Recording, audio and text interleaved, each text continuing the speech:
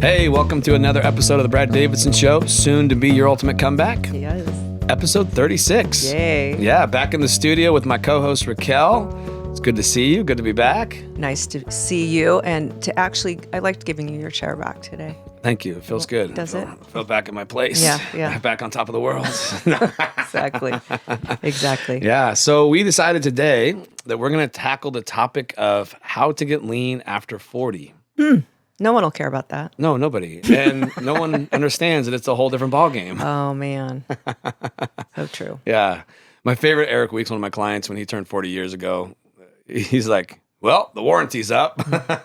I've never forgotten that because it's the truth. Yeah. We want to just explore the ins and outs of, if you're past the age of 40, you know what we're talking about. The things we did when we were younger no longer work. A lot of times they backfire, make things worse. So we just want to kind of talk about the things we have learned over the last few years that actually work for people in this age range. And it's understanding of we're both there and we're both living the nightmare and it is. Yeah. Sometimes you just wake up tired for no reason. Oh, man, I know. And you just drag ass and sucks. And sometimes you wake up and some random joint hurts for no reason. I'm glad I'm not the only one. Yeah. I tell people now, the most dangerous thing for me is sleeping. Oh, really? Because That's when I hurt myself the most. Throw my neck out, throw my back out. Like seriously, the last few times I've been hurt, it was sleeping. So it's a different ballgame. So I just want to jump in and share some strategies we found work. The first thing I want to talk about, which I know I just pound on this topic all the time, is because for the longest time, people don't want to believe me. And now it's starting to come about, like more and more people are supporting the idea. Stress is the greatest enemy. Mm-hmm. And the reality is, after the age of 40, our responsibilities are so much more than when they were in our 20s. Mm-hmm. But no one wants to calculate this into the weekly volume of training and how they're thinking about doing things. They just think it's part of life. Right. And you have to factor this in if you want to get lean. Because stress is one of the biggest enemies to the metabolism, I believe. And if stress is running haywire, your metabolism is running haywire.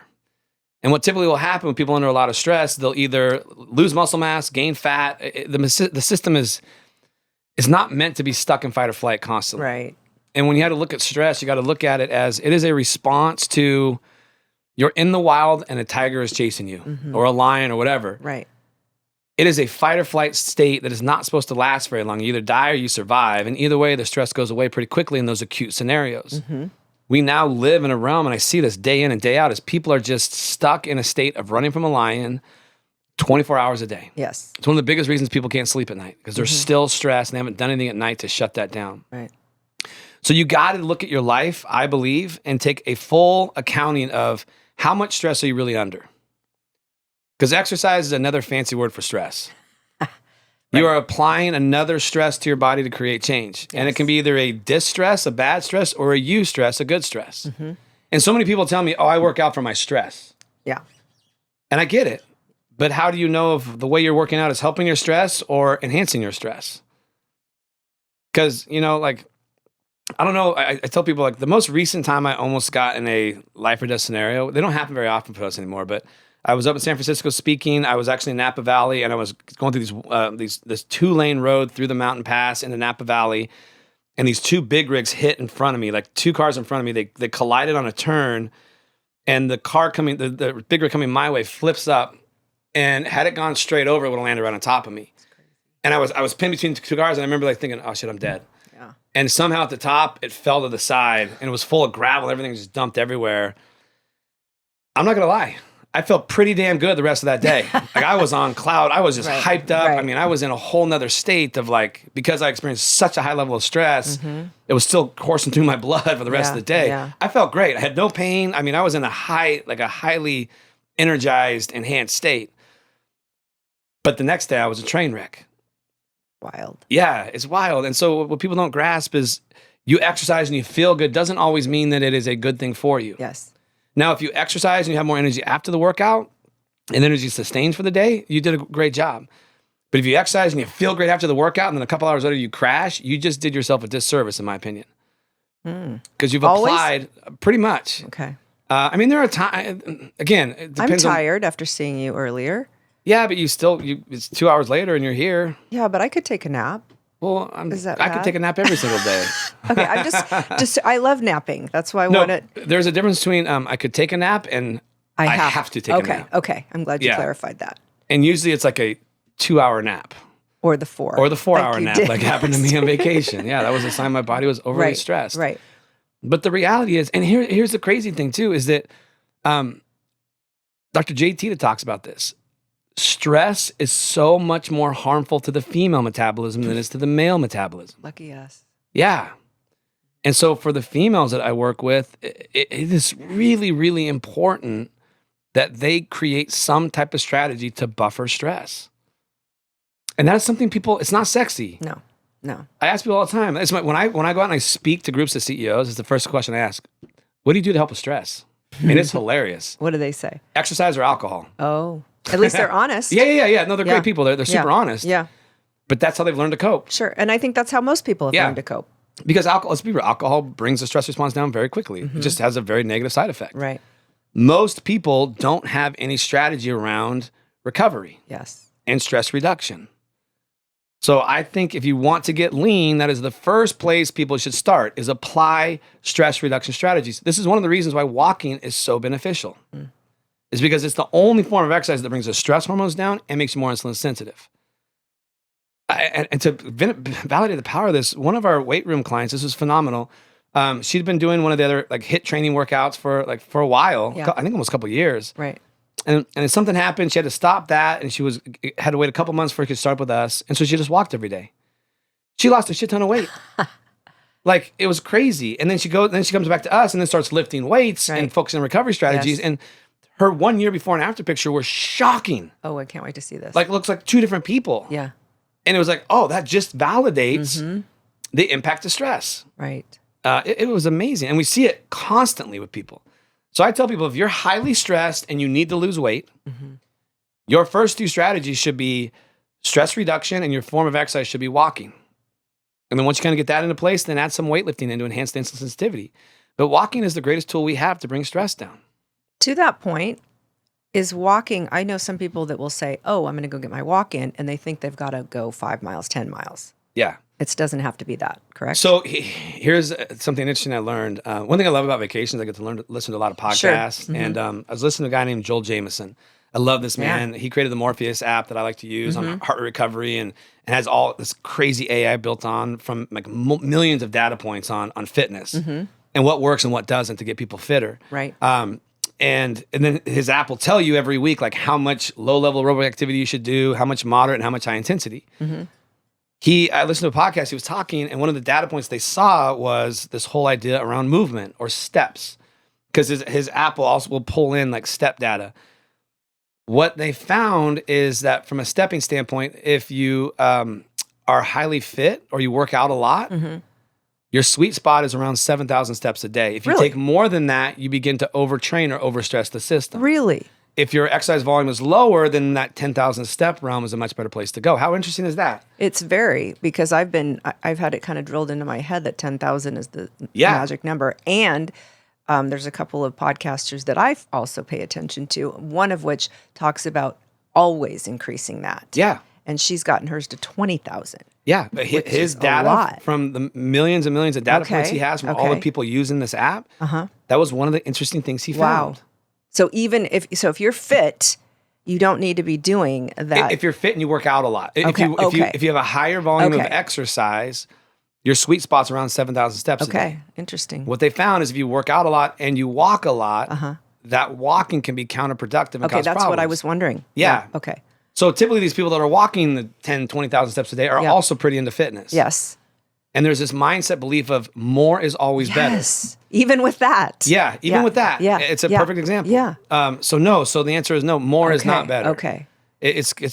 And it's not like I've got my arm weights. Remember those silly things, the heavy hands? You're probably too young for that. No, Do you remember those? Actually, what was his name? I don't know. He was a speaker on the Vistage circuit for years. He was the one who kind of created that, talked all about heavy that. hands? Yeah. And actually, I came in to replace him because he was kind of on his way out. Oh my gosh. Yeah. Okay. But it's a good, interesting theory. But it's more just walking outside in an enjoyable state that's relaxing. Right. And not trying to make it a workout per se. Correct. Yeah. Correct. It's more about as you said, bringing your stress levels down. Yeah, like going out and enjoying some time outside, being in nature. Right. Like that's Walking your dog. walking your dog, walking with a friend, having a great conversation. Yes. Okay, good. You're not focused on the exercise, you're focused on movement and just relaxing and enjoying life. Perfect. So not a heart rate that's 120, 140, 160. No, that's pushing into aerobic capacity building. Okay. Aerobic capacity. And that's not what we're going after. Right. Right. We're going after relaxation, stress reduction. Aha. Moving the body creates a reduction in stress. It also helps with insulin sensitivity because of the calming of the stress response. It's beautiful. Yeah.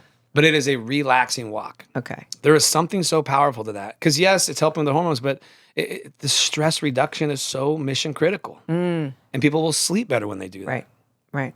So if you are unwilling to get your stress levels down, if you're unwilling to apply strategies to get your stress levels down, you're never going to win. I think it's so important, though, that you're outlining what you mean by bringing these stress points down, because so many people, before I met you, I had never thought about life as being a stressor. Yeah, no. As a constant stressor anyway. I mean, I knew life got stressful at times, but I never thought about it being stressful always, especially when you're a parent. Yeah. You have kids. It doesn't matter. I mean, everybody says, oh, well, when they're young, it's the hardest. Well, no, every freaking stage is the hardest. Am I right? Yeah, the older they get, the bigger that lion gets. It's a different set of worries. 100%. So it was very eye-opening for me when you said that to me, that, the stress is the stress, but we are so conditioned to believe, oh, shake it off, go get your workout in. That's saying, oh, the only workout that you'll ever regret is the one that you didn't do. Yeah. That's a crock of shit. 100% right? it is. We need to skip workouts. Yes. And I'm noticing more and more people are paying attention to that. Yeah. It doesn't mean you're stringing together 10 days of not working out. It means that you're listening to your body and really cueing into those messages. And it's really funny working with professional athletes. Now, these men and women are usually younger, 23 to 33-ish. Right. But they're very focused on recovery. Smartly, because they recognize the more recovered they are, the better they perform. It's really easy when your life and your work depends on how well you perform physically. Yes. To see how fatigue is wrecking you. So these men and women, they are very focused on recovery. Right. Some of the most successful professional athletes I've ever worked with spend upwards of $200,000 a year on recovery methodologies. Right. Because they've found the more recovered I am, the less fatigued I am, the better my brain works, the better my nervous system works, and the better my body works. It's brilliant. Yeah. In our world, we don't have KPIs like that, or key performance indicators. Yes. It's mental, emotional stress, and then we're not doing things, and we're not correlating the mistakes we're making in our emails, or the mistakes we make at work, or, oh my God, I forgot to pick up my kid. We don't correlate that to stress or fatigue. We correlate that to, I just got to suck it up and focus more and do more. And we live in a world that pushes that. Well, it's also a world where every gym, every boutique fitness studio is doing they're doing a contest. Yeah. We want to, oh my gosh, let's do 30 days of this. Let's do 100 days of this. I mean, think about, 75 hard. Yeah. All those things. Okay, I'm going to push myself to do more, be more. It must be that I'm weak. Yeah. I'm weak. That's what the 100%. missing component is. And it's not, what I'm saying right now is not sexy. No. Hey, I need you to incorporate meditation for 20 minutes a day. Right. Hey, I need you to go for a walk every night after dinner. There's nothing sexy about that. No. You're not going to post like, I crushed my 20-minute meditation today. Can you do that? Like, You're right. No, You're it's not sexy. No. And we live in a world where it's like, there's so much ego around, look how badass I am. Look how great I am. Like, you can't hang with me. Of course. Right? And just the reality is, like, I'll be honest with you, I've recently cut my workouts back from 4 days a week of lifting to 3 days a week of lifting. And the results have been freaking awesome. How about that? My joints feel better. And like people come like, dang, what are you doing? Like, you look really good. I'm like, I cut my workouts back. What? Yeah. I'm just getting older. I realize I'm under a lot of stress. And I recognize that, especially when I was on vacation, like, dang, I am like pushing the envelope too much. There's no way. And so I started incorporating more like low-level aerobic activity. Like, I just realizing like, man, I am way too stressed out. I'm pushing way too hard. I'm too extended. Yep. I don't have the reserves to go in and train hard. Exactly. It's like, no wonder my joints are hurting so much worse. No wonder my sleep has been a little disruptive. No wonder I'm a little emotional and moody. Like, no wonder I'm making mistakes all over the place. Yeah. And as soon as I cut my workouts back, my body started responding better because I was recovering from those workouts versus extending myself. Right.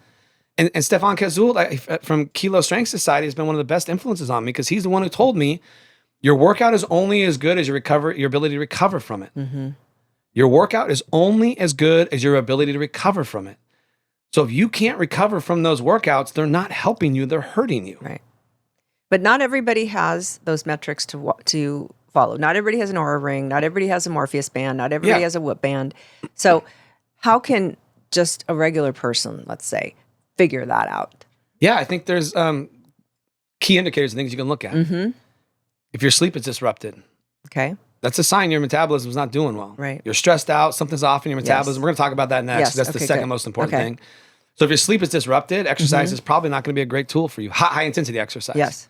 If your body is getting worse, not getting better, your joints really hurt, your body fat's going up, and you're training a lot, that is a sign you're overextended. Yeah. If you're more emotional than normal, if you have a short fuse, if you're more irritable or moody, those are all signs that you're pushing it too hard. Right.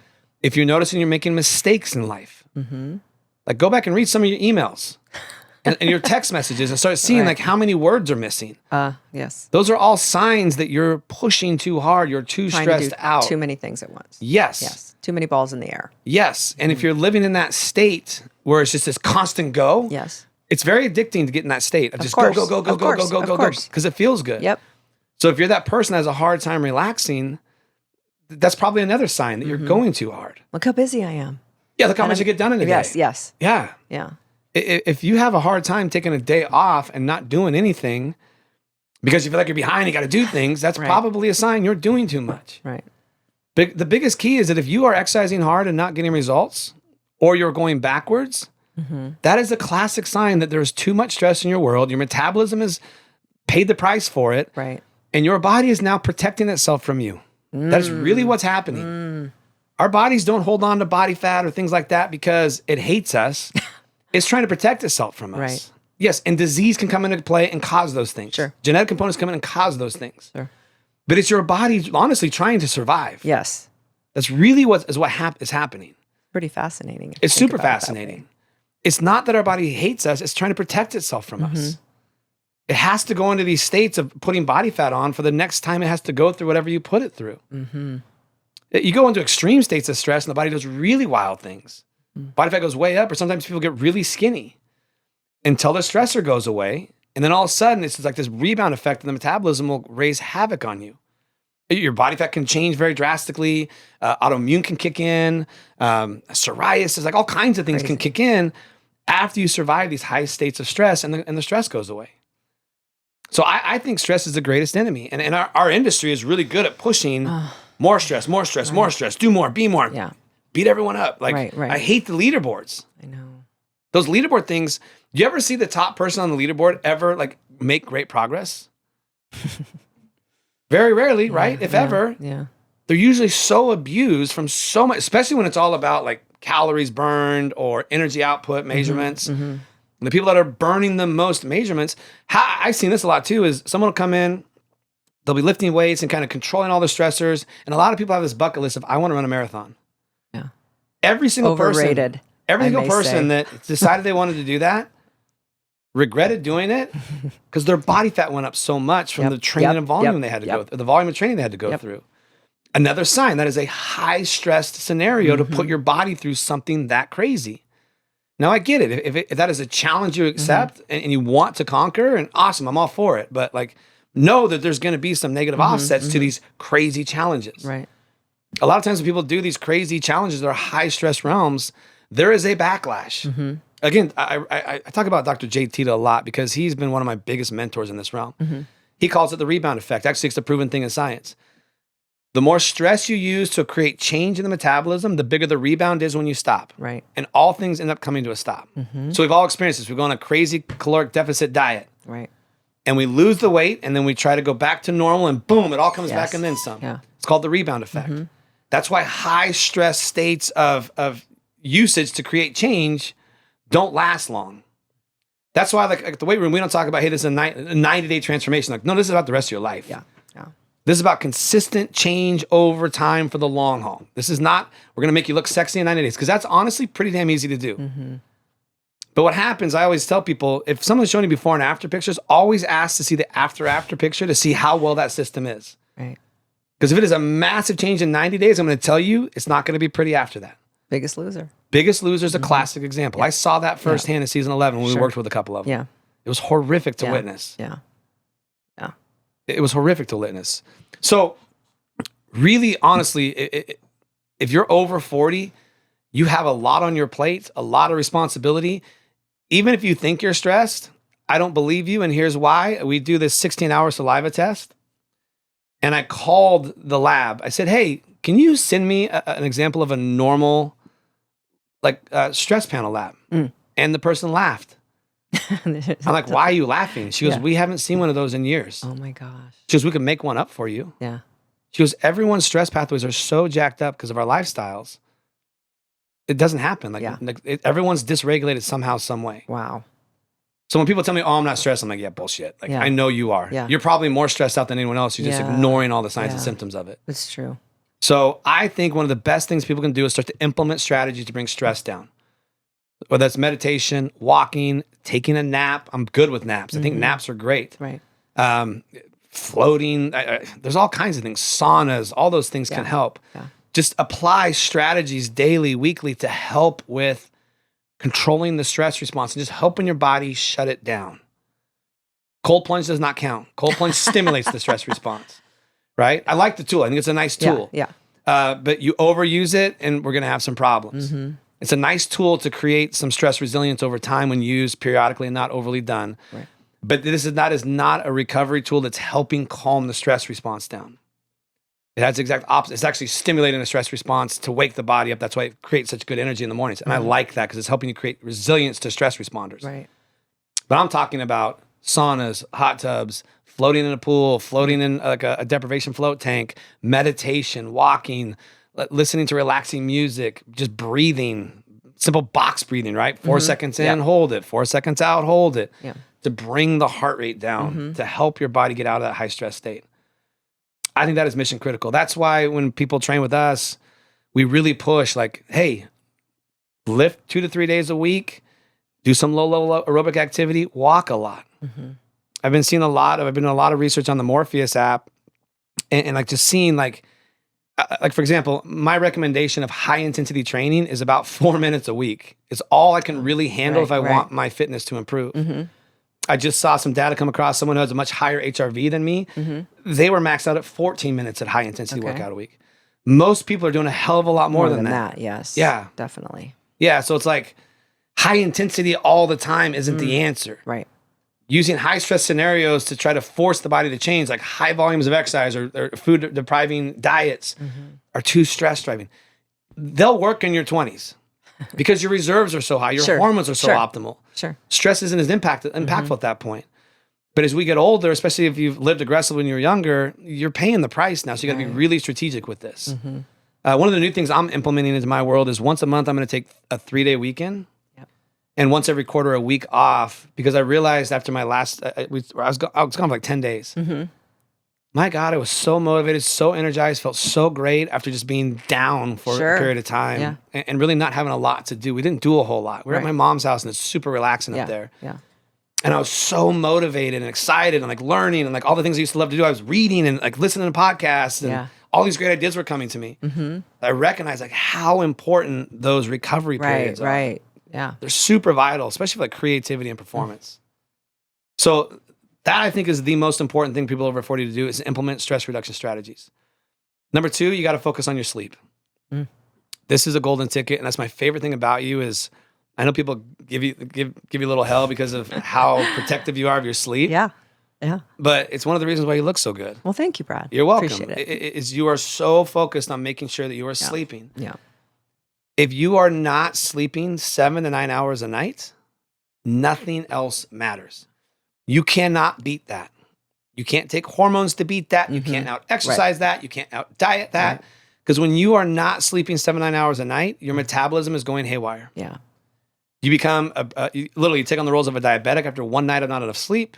You wake up. What? Yeah, after one night of not enough sleep, you'll wake up with the characteristics of a diabetic, meaning you're not as insulin sensitive. Okay, when you say not enough sleep, that's not at least 7 hours? Yeah, if you're not getting if you're getting less than 7 hours of sleep a night, Wow.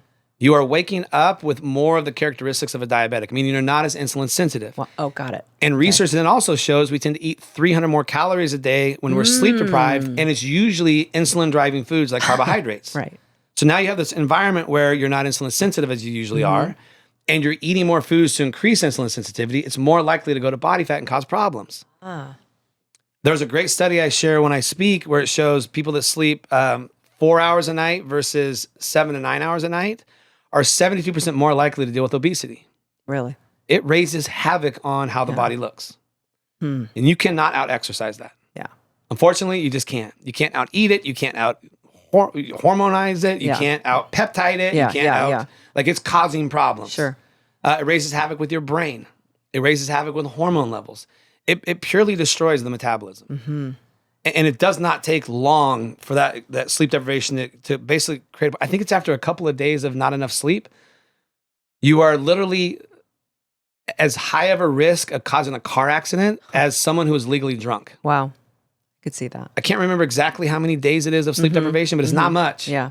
But you are, and the number one cause of alcohol-related accidents is falling asleep. Oh, yeah. That's crazy how much sleep has to do with this. Right, right. So in my opinion, from what I've seen, if you're too stressed out and you're not sleeping enough, there's nothing any workout program is going to do to help you. There's nothing any diet's going to do to help you. It can't beat those two things. Right. So when you're over the age of 40, you have to put prefaces around beating stress and increasing sleep. One of the things I really love to preach about when I talk about improving sleep for people like us is calming the brain down. So many people lie down because we're so stressed out. We sit down. Oh shit, I got to do this. I got to do that. I got to do this. I got to do this. Oh shit, I forgot about that. Oh, the committees are meeting big time. And then it's like, and then it gets into, oh, what if I don't do that? Yeah. This is going to happen. Right. Oh, what if this happens? Oh, that's going to happen. We start focusing all the bads, and that's it's actually a genetic thing. Is it really? Yeah, it's to always be looking for bad. Because in the wild, that's a whole nother episode. Yeah, in the wild, think about it. Like, you are wired to constantly be looking for threats. Scanning for the, always. And you have to in that realm. Sure. But when you're at home lying in bed and the doors are locked and the windows are locked, no one's coming to get you. Right. Like, you're safe, but the brain has a hard time buying into that. So it starts creating weird scenarios. Sure. What if I lose this contract? What if my... You go into the craziest places and it'll massively disrupt sleep. So one of the most powerful things I've seen is to calm the brain down. What I love that people do is just write down the 3 most important things you have to do the next day and 3 things you're grateful for. And that will completely shift the brain prior to sleep. Love it. It is. And I'm talking, this is what I teach my CEO entrepreneur types that are running multi-million-dollar companies, sometimes billion-dollar companies, to help their brains relax. So if it works for that high level of stress, it'll work for our stress as well. It's really powerful. Yeah. Then there's all kinds of tools like magnesium before bed works really well. Which doesn't for me. Yeah, which I still believe there could be an allergy to it. There could be a number of different reasons for that. Yeah. Sometimes what I thought originally with you is that sometimes when people have really low magnesium levels, which I thought that might have been you because you sweat so much and you exercise a lot, is that magnesium will drive energy. And so for those people, we'll have them take magnesium early in the day until it starts to relax them, and then we'll shift it to later in the day. That's usually a sign of someone who is really, really magnesium deficient.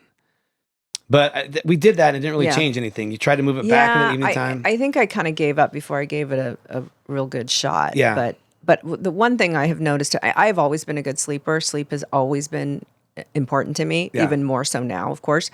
But I have noticed, and that's one thing when I hit menopause, that it wasn't as easy to fall asleep. Yeah. That became a bigger issue. Sometimes my latency is a little bigger than I would like it to be. Yeah. It takes longer. A lot of times that's like that, and like elevated anxiousness are from progesterone levels getting low. Oh, I take plenty of that. Yeah. So when you started taking that, did it help it a little bit? It does. It does. The protocol I'm on is day 15 through 30 of what my cycle would look like if I were still having one. It does, but there's just certain times where like what you just said, the brain is just spinning out, and it does help. You're right, because I have tried that to implement, writing down the things you're grateful for and all the things. But it's wild when you're used to being a good sleeper, and then all of a sudden, and as I've talked about in here before, it's the fan is on, my cooling mattress, my bamboo sheets, my, all the things, my covering my eyes with a face mask. I wear earplugs just because I want it to be as quiet as possible. Yeah. And I never used to, I would be one of those persons that could fall asleep anywhere before. That changed. I slept like a champ until I had kids. Really? And once I had children, all of a sudden I was. And then you're listening. Yeah, that's true too. That's true too. My sleep drastically changed after children. And it's funny if I'm like out on the road speaking somewhere, I'm out. Oh, really? Because you don't have to worry. About, good point. Okay, I'm 1,000 miles away from them. Like would have to jump on a plane. Like it's not my responsibility right now to deal with this. And so for some reason I just that makes sense. That makes sense. Isabel have her license yet? Permit. Yeah, it doesn't have her license yet. Okay, just wait till she gets her license, and that's a game changer for the sleep. Yeah. You'll be like, oh. She was on par for it. Got had everything ready to get a permit right away, and then her volleyball schedule, it was just too much. Yeah. So she's a little behind. Quinn was too. And I was like, thank God. Yeah. No, that really ramps up the anxiety. Yeah. I can't even imagine that. Yeah. It's a little nutty. One really cool tool I've found to work well for people whose minds kind of spin is L-Theanine. Theanine. Okay. No, Nine. Sorry. Okay. Theanine. 200 milligrams of that really helps calm the brain down. Okay. And you do that before bed? Yeah, before bed. If I'm really stressed out, my mind's really going, I'll do it 3 times a day. Oh. Yeah, because it calms the mind down without making you tired. It's awesome. Oh, wow. Yeah, so I've had a lot of success with people whose minds, even writing this stuff down, if that still doesn't calm down enough, throw in 200 milligrams of L-Theanine, and it really helps calm the mind down. So anxious people, I love to have take things. The overthinkers. L-Theanine I found to be a really nice tool in those states. Okay. And it's funny, when my stress levels get really high, I kick into that, and then I take theanine, and it really helps. Okay, good to know. When my stress levels aren't out of whack or super high, I don't need it as much. Okay. So, but that's always a tool I have in my tool bag to help. Is that something that you do as a powder or a capsule? It's just a little capsule. Oh, okay. Yeah. Okay. Good to know. I use the one by Thorne. That's the one that I like you the like most. that brand. I do like that brand. Do they need to sponsor us? That'd be nice. I had the opportunity to, one of the groups I spoke to, one of the people in the audience, he ran the lab that did all the testing on all their products. Wow. So I got to go in and walk the lab, and he taught me the whole process these supplements go through to get certified before they're put on the shelves as a Thorne product. And it was phenomenal. That's cool. Yeah. And then they showed me the one area where they test things that come in. And the stuff they find in supplements that aren't tested this way, it was crazy. Really? Yeah. So I really like Thorne, Designs for Health, Orthomolecular, Metagenics is pretty good. I like those kind of brands because they're taking extra steps to make sure they're clean, legit, and what's in them is what's in them. Right. They're also testing to make sure how much, if they say there's 200 milligrams of L-Theanine in that product, they break it down. There is. Good. There's 200 milligrams of L-Theanine in it. Yeah. It was really cool. So that kind of really solidified why I like them so much. I get no kickback from them or anything whenever I send them to clients, stuff like that. But I know if I have a professional athlete take this supplement and it says it's NSF certified, it for sure is. I don't have to worry about them blowing a drug test. That's great. Yeah. So that's great. Yeah, that's why I recommend them so much. I feel super safe with them. Yeah. Yeah. I have one person blow a drug test of one of my recommendations. My career in that realm is over. Yeah. Oh, I thought you said you had. No, I haven't. No, you don't want that to occur. If I do, of course. My career working with that realm is over. Yeah. So I'm super cautious about that. For sure. Yeah. Number 1 is stress reduction. Number 2 is sleep. And there's, I know that I did an earlier podcast on this, all about deeper strategies of sleep. If you want to go back and listen to that, I give a lot of good strategies on sleep. To me, it's just it's the most valuable component to a long, healthy, happy, great looking body life. Now, what about these people that say, oh, I only need 5 hours? They don't remember what it feels like to sleep 7 to 9 hours. You could be right. Yeah. They're running on a lot of stress because if you the other thing that happens when you don't sleep enough is you wake up the next morning with more cortisol running through your bloodstream than normal. And cortisol honestly feels good. Like stress hormones feel good. They amp us up. Right. So they don't think they need it. But it's really rare when you run studies on people to see how well they're doing that they function well sleeping that little. There is one genetic type of people that can function well in less than 7 hours of sleep a night. Oh, really? So that does exist? It does exist. Okay. But here's the thing. You are more likely to be struck by lightning than have that genetic makeup. They don't really exist. Yeah. No. Yeah. Okay. Got it. all my CEOs I work with think they have think they're that I bring one, that up like, one. oh yeah, that's totally me. me. I'm like, yeah, right. That's funny. Like, well, I know the Sleep Institute over here. They've been looking for someone that has it. So why don't you run over there and get tested? They've never seen it. Yeah. You know, like they don't have it. Oh my gosh. It's super, super rare. Yeah. That's why like I feel like getting stress levels down, I know is a thing everyone needs because of our lifestyle, because of how we live. Just think about the amount of information we're exposed to on a daily basis. The amount of information we have to process today is equivalent to us having to go through 87 newspapers or something like that in the mid-1980s. The 80s were great. The 80s were amazing. I love the 80s. Yeah. 90s were great too. Yeah, they were both good. Yeah. I really liked the 80s. Yeah. Yeah. It was such a fun time. That's wild to think. Well, we didn't have these mini computers in our hands, AKA phones that we took everywhere and checked multiple times a day. Yeah. Yeah. You got your information from the newspaper. Sure. We didn't have a computer when I was a kid. I remember my dad coming over. World Book encyclopedias. Yeah. We had those. Sure. I remember we got the Commodore 64 that you plugged into the TV and like. Oh, look at you. You're could, fancy. Like, program like little like bat things to fly. It was so dumb. Like, what's the point of this? But I remember that for some reason. Yeah. So those are super critical. And I think that the third most valuable thing that I talk about with everyone that I've seen work across the board, we talk about this a lot too, is eating enough protein. Yeah. And the kind of magical number is 1 gram per pound of your ideal body weight.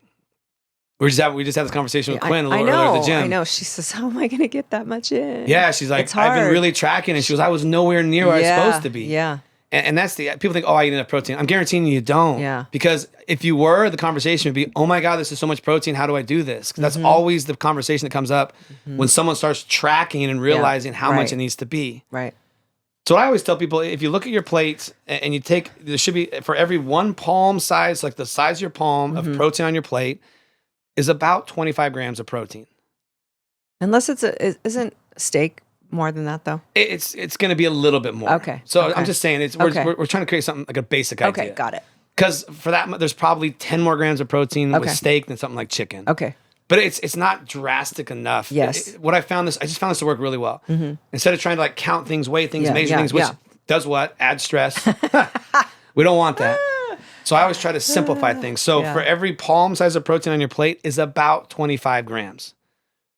So if your goal is to eat 150 grams of protein, like say that's the ideal goal weight of someone, 150 grams of protein, I mean, do the math. That's 6 palms of protein they have to get in a day. Wow. So if you're eating 3 meals a day, that is 2 palm sizes of protein you need to have on your plate for those 3 meals to get through it. Yeah. It's a lot more protein than we think. And I tell people, if you really want to be successful to drop body fat, eat the protein first and then eat whatever else you want. Yeah. When you start getting enough protein, your cravings go away. It's wild. Protein's not as much fun though. No, it's so not fun. Yeah. It's not quick. It's not easy, generally. Yeah. And it's not fun. Right, and it doesn't light up the excitatory taste buds in the body. It's just, but it stabilizes blood sugar. Sure. It drives all the amino acids your body needs to be able to rebuild itself. Especially like red meats and things like that, are packed full of nutrients that we need. Right. It's really, really vital stuff. My favorite thing about it is it controls cravings, controls blood sugar, so you're less likely to blow your diet when you do that. And it's fascinating. You get someone to do that, their bodies always change for the positive. Yeah. I watched one of my clients, Holly. I'm so proud of her. I've been training her for a while. Yeah. And wasn't really getting anywhere, wasn't really making any progress. I'm like, you gotta eat my protein, you gotta eat my protein. She goes, I eat a lot of protein. I'm like, you need to eat this much protein. She's like, holy shit, that's a lot of protein. Right. I said, so what I want you to do is just focus on that. Yeah, yeah. And my God, it's been like 3 months since she did that. And it's like a whole new person walking in the door. And she's somewhere around my age. She's around 50-ish. Yeah, yeah. That's awesome. And we start to think like, oh, like my body won't change at this age. It's just how I am. Like, no bullshit. Like, you start applying these right strategies. Oh, she also started walking more. So she started walking more and she started eating enough protein. Yeah. And it was a dogfight in the beginning to eat enough protein. Yeah. But 3 months later, she's like, I finally told her, I'm like, you need to go get new yoga pants. I love it. She's like, what are you talking about? Like, they're all baggy on you. Like, go get some that fit. Right. It was pretty awesome. Yeah. So good for her. Really powerful. Yeah. Really powerful. Yeah. And then the last thing I think is really important is exercise. Everyone believes that the more intense my exercise, the better the result is going to be. Right. Work hard, get better results. Yes. Discipline equals success. And usually it does. But strategic discipline creates success. Right. We know that too much high intensity exercise does what? drives the shit out of the stress response. Right. It is, and if you can't recover well from it, for example, if I do more than 4 minutes a week of it, it overloads my system. I can't recover from it. Yeah. But you're going to tell me that all of you can handle 90 to 120 minutes of it every week? Or more. Or more? Yeah. God, it's not working. Yeah. You're stressing the hell out of your metabolism. Well, again, these are people a lot of times that are younger, a lot younger, and haven't seen...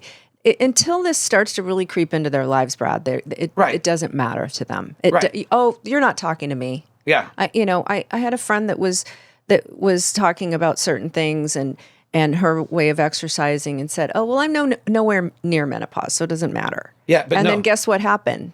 The next week she was hitting me up saying, "Oh man, I'm getting hot flashes." Huh? Yeah. Really? Yeah. So until you're in it, you don't want to believe it. Yeah. You want to think you're the outlier. Well, and here's the other thing that I really believe. I remember hearing this when I was young. How you treat your body in your 20s, you will pay for in your 40s. Hopefully it's going to be a good way. Yes. So how you treat your body in your 20s will dictate how it responds and how it functions for you in your 40s. Yeah. So if you crush it in your 20s, you're going to be so depleted in your 40s, you're screwed. Mm-hmm. Like, you're not going to be able to handle anything. That's why so many people are starting to hit, women are starting to hit menopause at younger and younger ages. Yes, I'm noticing that. Because the symptoms of stress mimic the symptoms of menopause. If you get those women to get their stress levels down and recover, those signs of menopause start going away. When you beat the hell out of your body in your 20s and 30s, you are depleting your hormones early. Yeah. And you are going to pay the price in your 40s, 50s, 60s. So, yes, I'm talking to people 40 and over because they're the ones that want to hear it and are looking for it, and no one's paying attention to them. We talk about this all the time. We're the forgotten ones. Oh, yeah. But what those people are doing to themselves in their 20s and 30s, it is going to have a massive negative issue on them in their 40s. Right. I talk to the young guys at the gym all the time, like, why are you doing that? Like, you realize when you're my age, that's going to have a very negative effect. But they have this belief like, oh, that's so far away. I'm like, bullshit. Sure, exactly. That's what I thought. It got here like this. Yeah.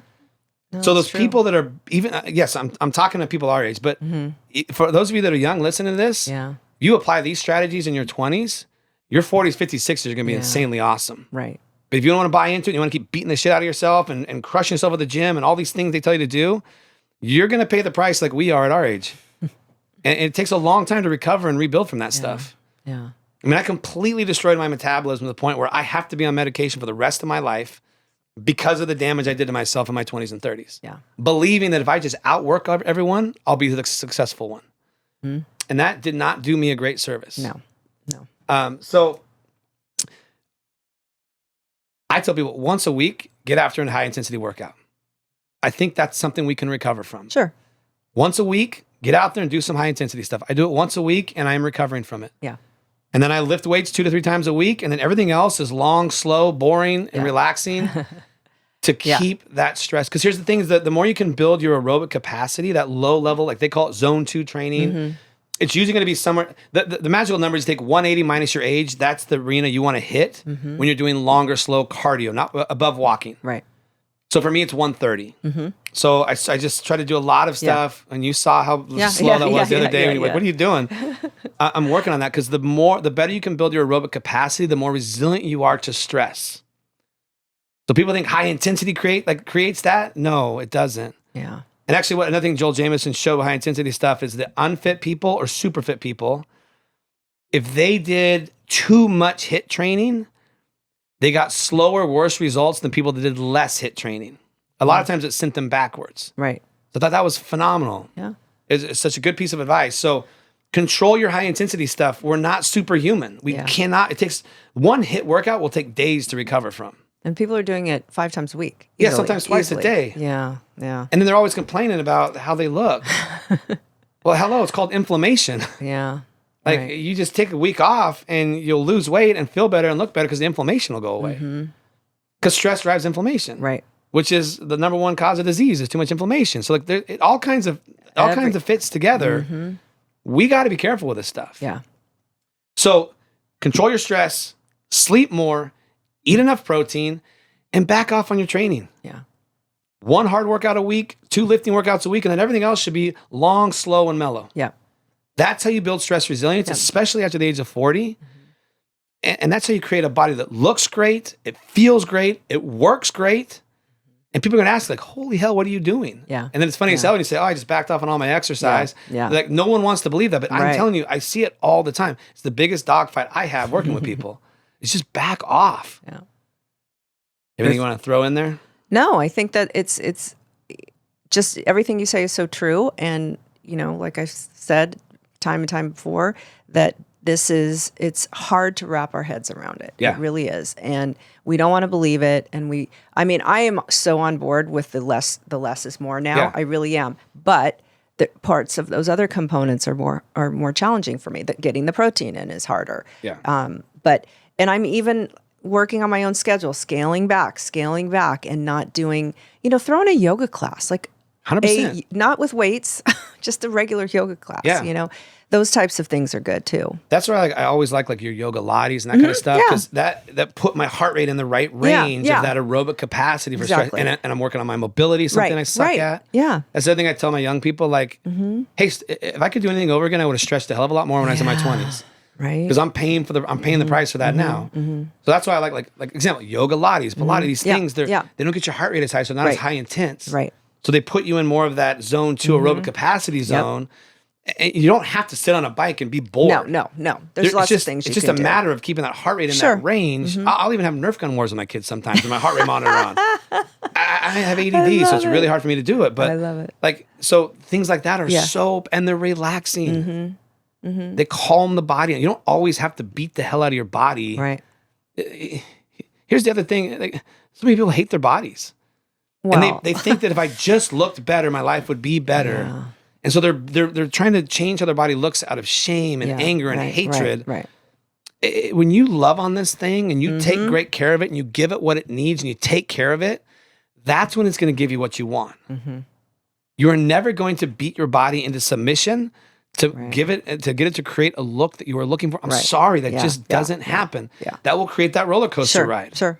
Whenever you try to cut corners and be aggressive and just force it off, as soon as you back off, your body's gonna come back with a vengeance. You got to love on this thing for the remainder of your life. Right. We get one. You get one. That's very true. You want it to work really well. And I get, we all exercise so we look better. I'm the same way. Yeah. No, everybody. Yeah, but if you are working out so hard to force the body to look a certain way and it's impacting the rest of your life negatively because you're so fatigued and tired, you got to back off. Right. It's not doing anything to help your life. And I always tell people, like with my children, that was the best things ever happened to me was having kids. Because what I started to recognize was that when I was going too hard in the gym, I would come home and I would convince my kids to sit on the couch and watch a movie and I'd just fall asleep. Yes. I'd never had the energy. So it took me a while to realize like, oh, I'm doing this to myself. So that became my scorecard. When I get home at night, do I want to get out with the kids and play? Yep. Or do I want to convince them to sit on the couch and watch YouTube so I can fall asleep? Right. And what I learned over the years is my kids have never once commented on how my abs look, good or bad. They've never been like, "Oh, Dad, you're looking a little fat today," or "Hey, Dad, you're jacked today." They don't give a shit. Yeah. They're like, "Come out and play." Yeah. Yeah. Even my daughter is 16, like proudly like, "Hey, let's go out and hit the ball around." I love it. It's like I want to always have the energy to do that. If I am exercising too hard because I'm so worried about how I look, I won't have that for her. And here's the funny thing is once I created that and caught that and I backed off, my body looks better than it ever has. And I work out half as much. Yep. And if I take a week off, it doesn't change. No. That used to be a really scary thing to me. Yes. Really scary. That's the other thing I tell people. If you take a week off and your body totally changes, you're screwing it up. You should be able to take a week off and do nothing. Yeah. And your body should stay the same. Well, I think I read somewhere a long time ago that we start to lose muscle mass within 72 hours if we're not applying that force. Yeah, if you're laid up, So I think I've always had that in the back of my head thinking, oh my God. Yeah. We got to No, but that's like being laid up is it? immobile. Okay. Yeah. Okay. No, you have to be laid up immobile for it to start going up. Or like casted up. Oh, got it. Okay. Yeah. Okay. It has to be completely immobilized for that to happen. All right. Yeah. No, rest is good. I'm I'm on board 100% with this. I really believe it should be like recovery and stress reduction, stress resiliency should be the most focused thing people look at. Yes. If they truly want to look great, feel great, perform great, and live a long, healthy life. Yep. Longevity. Because that stress is the thing that just destroys it all. But no one wants to buy into that. Yeah. Until they're completely jacked up and they can't function anymore. No, it's a movement, Brad, where I'm seeing and hearing people talk about it. I really am. It's fun. So I wrote my book, the 21 Days Stark Naked 21 Day Metabolic Reset in 2015. Yep. When that thing came out, imagine this, that book comes out, I'm traveling around the world talking to like groups of CEOs and sports teams, people like, you're nuts, dude. Work out less, sleep more, and I'll be a higher performer. Right. Bullshit. Yeah. And the funniest thing was COVID hit. And I swear to God, like the year after we kind of came back to, I got so many calls from people that hired me to come out and speak. Yeah. Hey, could you come back out and speak to our teams again? Because we now believe you. Oh. And we really need your help and we really want to listen this time. Yes. I'm like, how funny. Yeah, it was crazy. Okay. But fatigue, here's the one thing that I want to leave people with. Lack of effort is not your biggest enemy. Fatigue is. Right. Fatigue is your biggest enemy past the age of 40. Yeah. And you have to learn how to manage fatigue if you want to last and look good and be all those things you want out of life once you're past the age of 40. Yep. And you are not going to outwork fatigue. I'm sorry. Mm-hmm. And people tell me all the time, oh, I'm not fatigued. I'm like, okay, let's cut out your alcohol and your caffeine for 3 days and let's meet day 4 and you show me that you're not fatigued. Yeah. Because it's shocking how much people use those things to control their energy. Sure. Myself included. Yeah. Like I admitted I was drinking like 2 or 3 energy drinks a day. How are you doing with that now? Great. I'm good. Oh, good. I'm like almost 2 weeks in without them. Look at you. Yeah. I'm still having a cup of coffee every morning. Okay. But yeah. Right on. Yeah, that was one of the reasons I slept 4 hours one day in the middle of the day. So that just shows you, right? Yeah. Yeah. Yeah. I tell people all the time, like, oh, I have great energy. I'm like, no. Prove it to me. Yeah. No caffeine, and no alcohol for 3 days. Right. Let's meet on day 4 and you show me how great the energy is. Yeah. And rarely does someone show up like, see, I told you. Yeah. Shit, I feel horrible. Yes. Yeah, the headache, I can't function, my brain's not working. Mm-hmm. Yeah, not fatigued my ass. Like, yeah. Surprise. Yeah, but I'm serious. Fatigue is your greatest enemy. Yeah. And the only way you're going to beat it is to learn how to manage stress, sleep better, eat better, and control the volume of exercise you're using to try to create a better body. Yes. You do that, and now you have a eustress coming on the body, which is a positive stress the body will adapt to and get better from. And that's where the sweet spot is. Nice. Yeah. Awesome.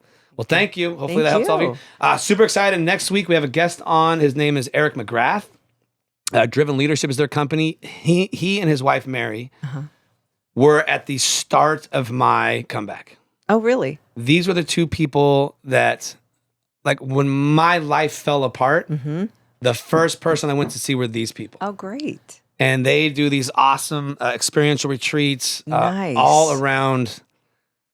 I call it the wake the fuck up and start living your life again experience. Beautiful. Yeah, so we're going to talk all about what it takes for a comeback, the strategies they use. That's going to be great. He's awesome. Awesome. So he and his wife were huge for me in supporting me and rebuilding me.